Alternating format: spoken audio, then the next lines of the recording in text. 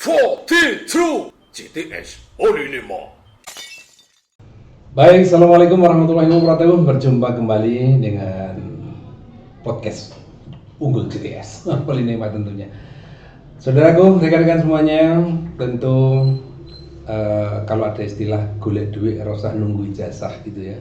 Golek duit rasa nunggu ijazah. Artinya mencari uang itu kalau tidak nunggu ijazah berarti ilmu sebelum punya ijazah kan gitu ya, sebelum ijazah. Nah, ada kadang-kadang teman atau sahabat-sahabat yang masih aktif sebagai mahasiswa aktif tercatat ini ya. Ini ada hobi sampingan ya, hobi sampingan. Artinya apa? Sampingan itu yang tidak bisa terlepaskan adalah seni rosok. Seni rosok itu bisa jadi olahraga, vokal, kemudian keterampilan jari, ya, musik, dan pula orasi misalnya. Dalang juga termasuk orasi ya. Tapi memang jarang, masih muda jadi ustadz itu jarang. Tapi nek ngustad itu ono ya, tapi ya jarang lah sampai di situ karena akan seiring berjalan dengan umur dari seseorang ya.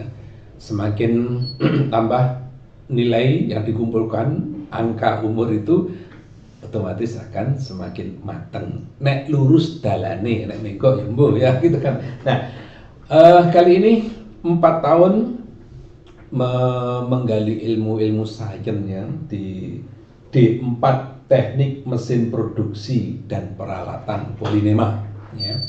Ya sebenarnya kita sudah tahu, tetapi bagaimana dia menerjuni itu kita ngangkat ketika sudah seiring dengan ilmu sainsnya.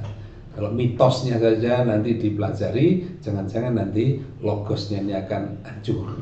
Oleh karena itu saat ini ya kita akan berbincang-bincang. Mumpung kabarnya nih dia diajak oleh dosen seniornya untuk mendalam di Dies Natalis ke-40 Polinema. Dan kebetulan pula beliau ini sudah selesai kuliahnya di D4 mesin industri produksi dan perawatan.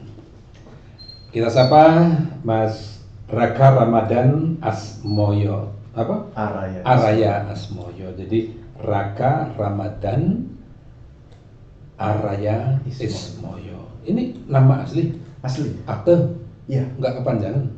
Enggak. Gimana Raka? Kondisinya baik-baik? Alhamdulillah. Sekarang sudah nunggu wisuda aja ya? Iya. Sudah selesai tepat waktu. Alhamdulillah tepat waktu. Pilihan apa jurusannya? Jurusan D4 Teknik Mesin Produksi dan Perawatan. Saya masuk alih jenjang. Alih jenjang. Betul. Jadi yang pertama kali masuk D3 dulu. Berarti 4 tahun setengahannya? Enggak, pas 4 tahun, D3-nya 3 tahun, terus yang alih jenjangnya 1 tahun. Oh 1 tahun. 1 tahun skripsi langsung tulis? Iya, langsung. Soalnya saya meneruskan yang TA saya, saya itu mengarahnya sudah ke skripsi. Jadi untuk perencanaan skripsinya sudah saya pikirkan di semester 5-nya. UKT tetap 3? UKT-nya nambah. Mengikuti. Iya betul. Mengikuti. Kang. Iya. Ini kadang-kadang kita ini berpikir ya, memang antara mitos dan logos itu akan selalu bersinambungan ya. Kalau saya dengar Anda punya desain profesi tentang pedalangan gitu ya, pedalangan. Ada nggak sih hubungannya dalang dengan teknik mesin industri itu? Yang saya ini pusing mikir dulu. Oke. Terima kasih Pak atas pertanyaannya. Mungkin kalau secara keseluruhan sangkut pautnya kan tidak begitu signifikan Pak. Tetapi ketika cara strateginya ketika mendalam pun juga menerapkan ilmu sains juga, ilmu pasti juga. Kalau menurut saya. Pak Yuso, contoh nih. Ilmu pasti ya. Kalau pakainya gini, Kresno modal ya. Kalau menurut saya begitu, Pak. Jadi terkait cara berpikir analisis logiknya kan ada Pak di pewayangan ketika menyusun strategi perang, apalagi kalau cerita Bratayuda kan power mindsetnya kan di Krishnanya itu. Jadi saya mengambilnya di situ, cara implementasinya ke kehidupan perkuliahan itu, Pak. Sekarang kalau Krishna apa hubungannya dengan tugas-tugas? Apa hubungannya dengan dialog dengan dosen? Ada Pak. Kalau terkait itu ya aneh. Kalau terkait tugas-tugas kan itu Pak. strategi-strateginya kan ada, pasti ada strategi. Dan juga alhamdulillah juga Pak, untuk komunikasi ke dosen enak juga. Pakai cakra. Beliaunya kan Ilmu cokro. seiring kita sering juga mendalami juga untuk kalimat tata bahasa kan juga tertata. Jadi untuk mengakrabkan diri kepada dosen-dosen kan juga enak juga. Oh, jadi terinspirasi dari situ ya. Iya. Misalnya Unggah-ungguhnya di betul sana sekali. kalau nggak salah di pedalangan itu simbolnya tuntunan, tontonan, tatanan ya. Betul. Jadi ada tuntunan itu dulu berguru ya tuntunan. Iya. Ada gurunya. Ada gurunya. Kemudian kalau tontonan mungkin inovasi aja ya. Inovasi. Kalau tantangan, tuntunan, berarti hukum-hukum itu etika itu didapatkan dari situ ya. Betul. Bisa jadi ada perhatian dosen karena kesantunan ya dalam bahasa ya verbal ya. Misalnya antara ratu dengan Nayaka Projo, antara ratu dengan pandito atau ulama itu lain-lain ya. Ulama sumber inspirasi rohani, nanti Nayoko ini untuk menggerakkan perangkat desa atau negara gitu ya. Tapi gini, yang saya herankan ini betul itu termasuk soft skill ya, soft skillnya. Tetapi bagaimana untuk ke bengkel, ke laboratorium dan sebagainya? Apa semuanya itu kamu nempa misalnya pas praktek tempa, terinspirasi keris geni. Bisa gini jadi. Kalau saya teknik sipil Rangga. Iya. Jadi ketika saya menjungkirkan ya koprol antara Sotomo dengan pokoknya yang pakai serban kupluk ngono itu gampang. Tapi kalau yang pakai jaman seperti Bolotewo itu angel ya. Krisna angel. Janoko dijungkirno apalagi yang rambutnya gelung tuh. Iya. Nah, setelah saya selidiki dari sipil pun juga ada teknik beban keseimbangan ternyata. Titik berat itu. Titik berat dari wayang itu tidak semuanya bisa dikoprolkan atau dijungkirkan. Nah ini kan termasuk etika juga kan. Etika. Jadi kalau sudah bawaan begini ini sebagainya. Nah itu bisa nggak ke bawah mengaplikasikan Anda bagaimana bersikap pada dosen, pada teknisi, pada direktur misalnya. Kalau yang saya implementasikan kan dari itu Pak, dari grafik.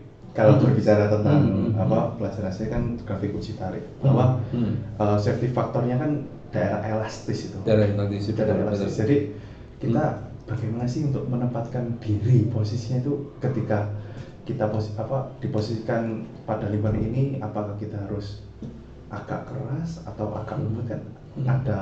Ada suatu batas-batasannya. Jadi penerapan dari grafik elastisitas itunya. Tapi kan elastisitas itu kalau melebihi kan bisa menjadi putus walaupun ada elastisitas lagi ya. Itu ilmu tarik gitu. Ilmu tarik gitu. Ditarik seret, kemudian sini kemudian tarik UTS, lagi. Ya. Terus apakah terus semua keputusan harus dengan perang? No, tidak. Tidak kan? Tidak. Ada diplomasi. Tapi di situ di uji tarik kan putus. Iya, putus. Dan putusnya besar, kecil, strip, Betul. Apakah itu bisa diaplikasikan dengan segala keputusan jika tidak mendapatkan jawaban akan menjadi perang? Putus, tugel. Ayo. Bapak ini langsung jeru nih Pak. Langsung genjot ya. Iya, langsung genjot. Iya, kayaknya itu. Kalau saya melirik di lakon wayang terkait dengan Kresna Duta. Kan yang pertama kan cara diplomasi dulu. Dari Bagindo Matswapati dulu. Yang meniku ke Kurawa tapi tidak jadi. Tetap dikembalikan. Terus yang kedua Ibu Kunti, negosiasi juga gagal. Yang terakhir Krishna didampingi dengan para keempat dewa, Betara Narodo, Kanwo, Romo Bargowo dan satunya lagi itu Pak. Tetapi sebetulnya ketika Krishna menghadap ke Duryodhana kan sudah ada putusan final, hampir tidak terjadi perang Bharatayuddha. Tetapi kan ada penyulutnya Pak. Jadi dari kalau ada sakit beberapa sakit lain kan ada di sudut ibundanya. Kenapa kok langsung diberikan Indorpastonya dan setengah Astina. Dan ketika cara-cara diplomasi ini sudah tidak bisa ya terjadilah perang, Pak. Jadi menurut saya kalau pendapat saya pribadi memang tidak bisa dihindari kalau sudah dengan cara satu, cara dua. Ya, artinya kalau itu diaplikasikan dalam kita selama di kampus ya, kan di sana mesti dialog pertama kali. Dialog pertama kali adalah DPA sebagai ibu kunti ya di kampus gitu ya. DPA. Setelah DPA mungkin KPI, yang menjadi ibu dalam diri kita kan orang tua. Ya, orang tua. Jadi dibalik ya orang tua ada di sana. Nah setelah itu kan mungkin setelah ada keputusan baru kajur. Setelah kajur mungkin pertimbangan akhirnya kembali pada diri kita ya. Seperti bagaimana Adipati Karno. Ternyata dibalik itu bahwa Kanjeng Ibu sampun tolong kula piyambak ingkang kawon kan gitu ya. Akan mukti. Jadi demi kemuktian dari saudaranya yang 5 maka dia berkorban diri kan gitu ya. Nah, itu kalau misalnya diimplikasikan ke kita ya ketika kita di mana-mana pun ada Raka mungkin ya. Kita mau berangkat ke kampus misalnya, ternyata ibu menyuruh kita ngambil obat di apotek dan sebagainya. Itu kan semua ketegangan-ketegangan bahwa di dalam pewayangan itu sebenarnya tidak harus perang itu perang fisik tidak, tapi itu perang jiwanya gitu ya. Nah, berarti ini kan sering dihadapi oleh mahasiswa. Nah, sekarang jarang yang tertarik dengan filosofi.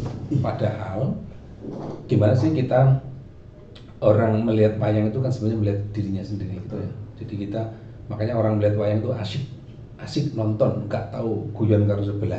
Mesti nek bal-balan kan mesti salah kowe mau kudune iki mundur, macam-macam. Tapi kalau nonton wayang kan dia meneng tekun karena dia mengamati dari gerak ke gerak, dari suara ke suara bahwa itu ada pada diri kita kan.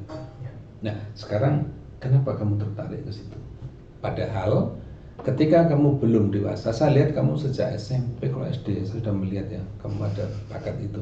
Sering lungguh ning gurine tukang kendang. Tapi waktu itu kan relatif ya, artinya linear, pola berpikir bahwa oh ini ada unsur. Dulu kan mungkin kita masih melihat oh ini ada tontonan gitu ya. Tatanan tuntunan kan no way. Nah, setelah dibarengi dengan intelektual sekarang lulus sarjana dan terapan ya, udah D4 selesai, kan kita baru menganalisis itu mungkin rotok tepat kan gitu ya. Rotok tepat itu. Terapan. Ketertarikannya di mana? Titik temu. Ya. Dulu kita kan hanya tontonan. Ya. Ketemunya antara tontonan dan tatanan itu kira-kira di masa SMA atau masa kuliah? Kalau ketemu titik temunya antara tontonan sama tuntunan itu ketika masuk perkuliahan, Pak.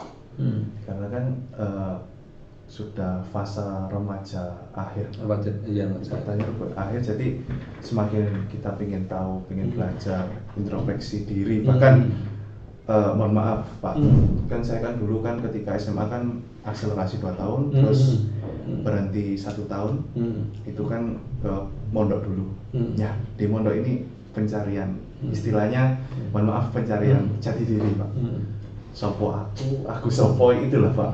Jadinya kayak mertua ya. Gak ngerti sih, jangan ngomongin mertua. Iya. Jadi api. Iya Pak. Jadi ketertarikannya ya itu.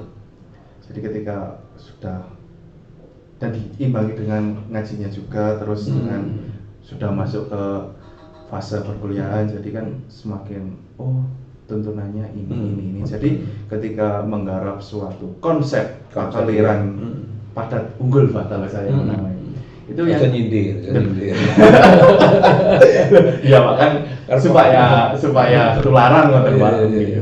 Jadi yang digarap substansinya. Jadi dengan mengikuti perkembangan zaman bahwa wayang itu bisa digarap sesuai dengan keadaan zaman, baik entah substansinya, isinya, bahkan pesan-pesan yang terkandung juga. Jadi disesuaikan dengan, bahkan dalam sekarang menyesuaikan dengan penonton juga Pak. Terkait bahasa juga kan juga disederhanakan. Jadi lebih apa yang kita sampaikan kepada penonton itu lebih bermakna.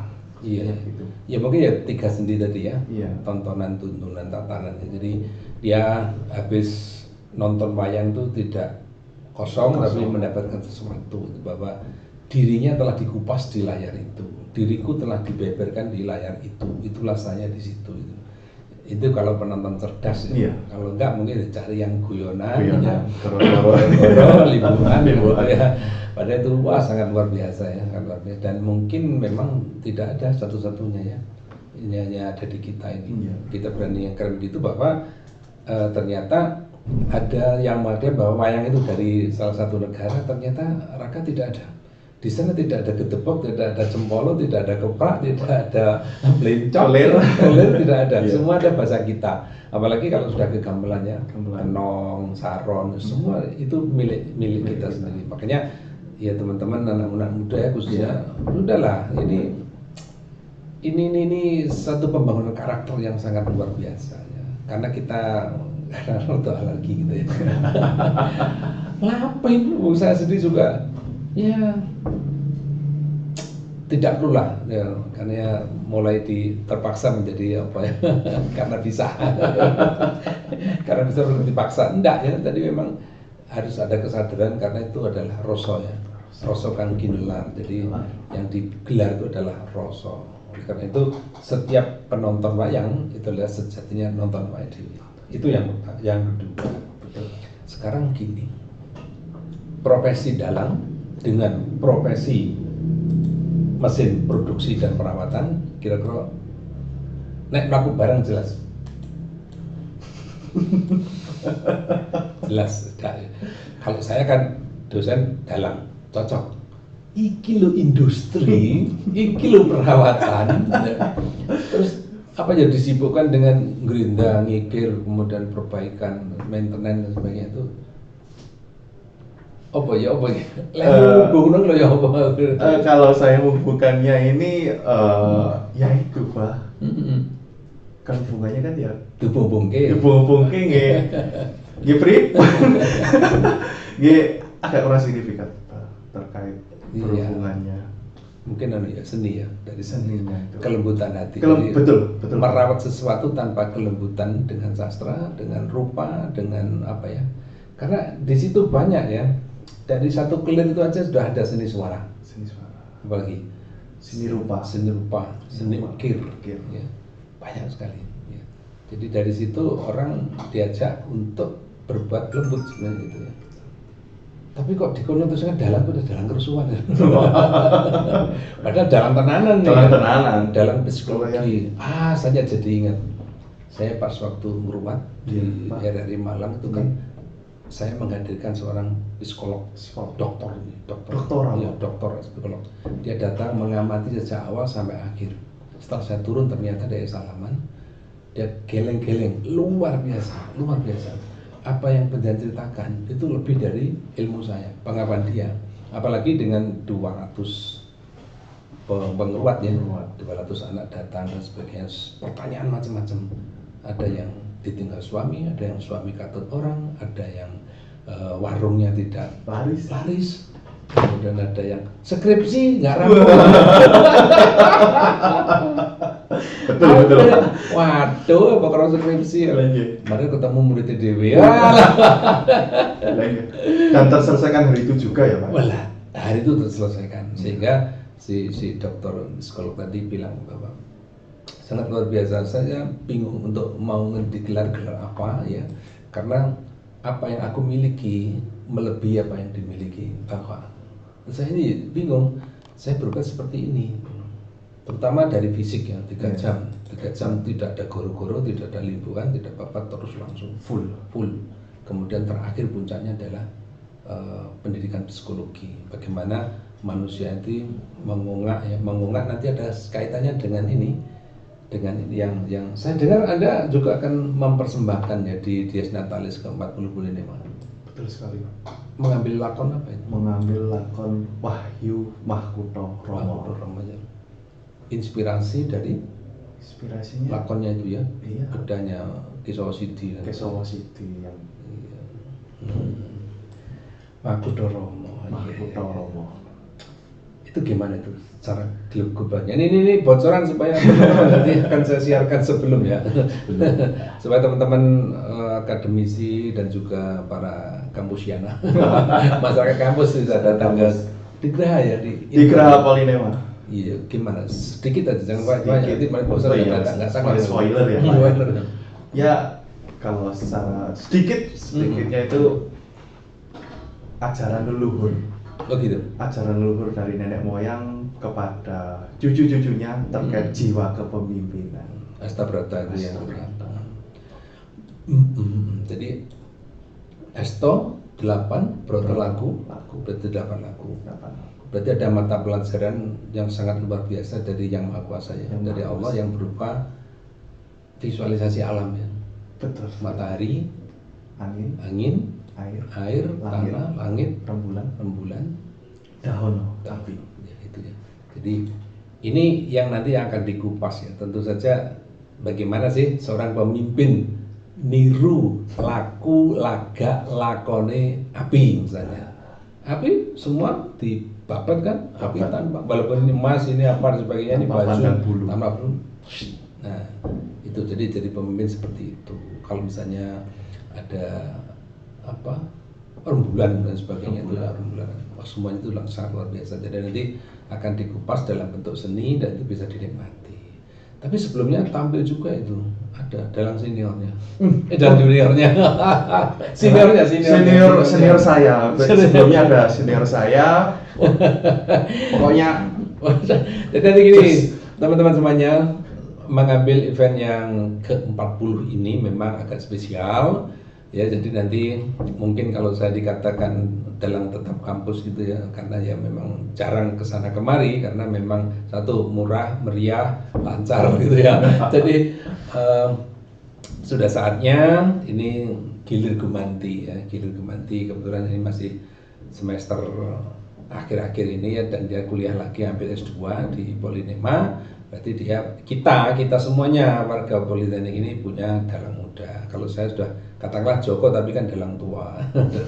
Jadi nanti kita akan dibantu oleh peran mulai dari Bapak Direktur, pembantu Direktur 1, pembantu 2, pembantu 3 dan Direktur 4. Ini nanti dikupas menjadi bagaimana sih opera Pan Kampung Biru. Jadi ada Pak Lurah, ada Kaur SDM, kemudian Kaur Sumber Daya, Kaur Keuangan, dan Direktur 4 itu Kaur Humas kerjasama industri. Jadi nanti ini kita kupas, tapi semuanya adalah bentuk santai diseneng-seneng nanti. Namanya kebiar seni ya, nanti teman-teman bisa rawuh ya, bisa hadir di sana. Nah setelah itu ya saya kembali sangat tertarik gitu ya. Kalau misalnya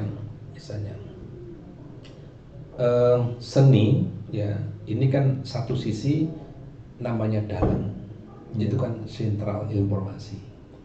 Seluruh etika dan perilaku dalang, apa yang terucap itu adalah ditiru, didengar, digugu gitu ya. Satu sisi memang kita harus kuati dengan sains. Nah, kira-kira nanti kalau sudah lulus apa masih dalang? Masih. Harus. Apalagi seniornya pensiun itu ya. Paling nggak dalam tetap kampus. Amin, dosen. Ya nggak apa-apa memang. Jadi etika, attitude itu memang harus dibangun dari budaya. Ya nggak masalah kalau memang Anda bisa diterima nanti selesai S2 menjadi dosen di Polinema, tetapi di samping dari dosen itu mengajarkan karakter yang berbudaya, bersumberkan dari budaya. Memang budaya wayang ini Raka saya pikir yang sangat komplit. Kalau kita mau belajar psikologi satu aliran saja ya, karena manusia ini manusia itu masterpiece-nya Tuhan. Ini satu dengan satu beda, enggak ada yang sama, walaupun lahir kembar beda. Seperti wayang. Nakul Sadewo. Sitoke kakek mas, sitoke kalem gitu. Seleranya masing-masing beda. Satunya hewan, satunya pertanian. Jongko, Sadewo. Pengruat juga ya.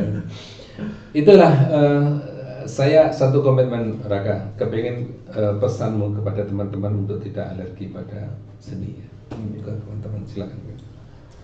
Teman-teman, saya Ramadan Aresmoyo dari D4 TNPP, juga profesi juga dalang. Mari, monggo untuk teman-teman menghargai, nguri-nguri, nguruk-nguruk budaya asli Indonesia, terutama wayang kulit. Di sana banyak tantangan, tuntunan, dan tontonan, sehingga ketika teman-teman semuanya mengamati secara mendalam, menganalisis, memperhatikan, pasti akan ada value yang teman-teman dapatkan. Dan jangan lupa untuk tetap cintai budaya kita, karena budidaya apa?